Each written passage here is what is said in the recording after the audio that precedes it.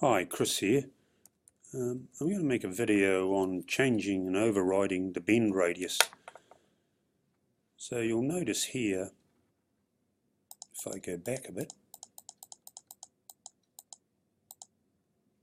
you'll notice here that I've got a sketch for the base. You'll see that it's 150 wide and 180 high, and when we mirror that it gives a width of 300 by 180. And then I go into sheet metal and I do an extrude, and I extrude it to the length of 400.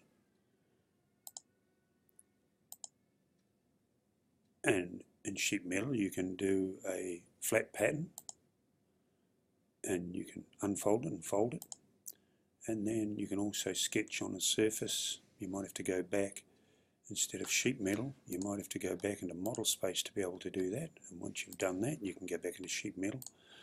And then we're going to do an extrude cut, and this cuts out the slot so that the axle can go through. But what I want to focus on in sheet metal is this bend radius here, because sheet metal, under the sheet metal rule, puts its own radius in. So I want to modify that so it suits what we're going to do in the brake press. And when we did it in the brake press, the inside radius is 1 mil. So I'm going to modify the sheet metal rule, and you'll notice over here the sheet metal 3 mil is the rule that I've used. And when I pick on that, can you see that little pen there?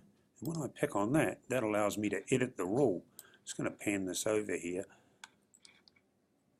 and we're going to be focusing on changing this area here. So we go to the bend conditions, and the default setting is the thickness. In other words, it'll be a 3 mil radius, and we want to change it to a 1 mil radius.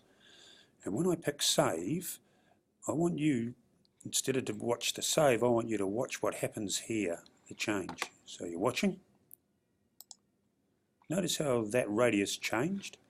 If I go close and come back into the inspect and measure and pick on that radius, you'll see here that it has got a radius of 1 mil.